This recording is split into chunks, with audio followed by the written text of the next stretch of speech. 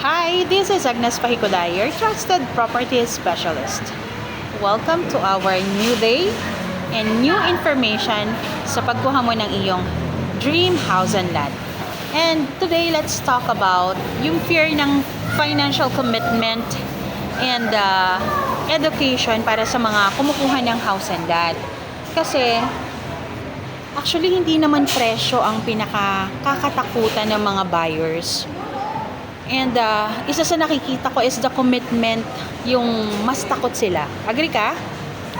Kasi maraming buyers po ang nagtatanong, kayang-kaya ko naman to ngayon, pero ang iniisip ko kung kaya ko ba to after 3 years, 5 years, 10 years, 15 years, or 30 years.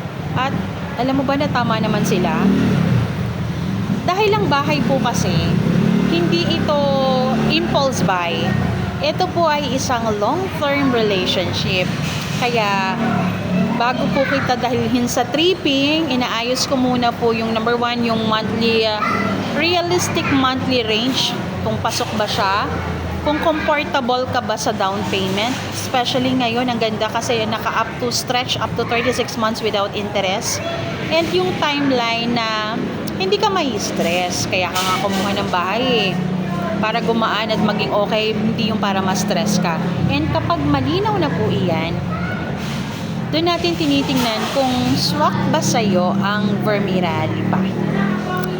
Dahil ang tamang bahay po kasi hindi yan pinipilit based sa budget mo, kundi yan po ay dapat sumasabay sa buhay na gusto mo. Agree?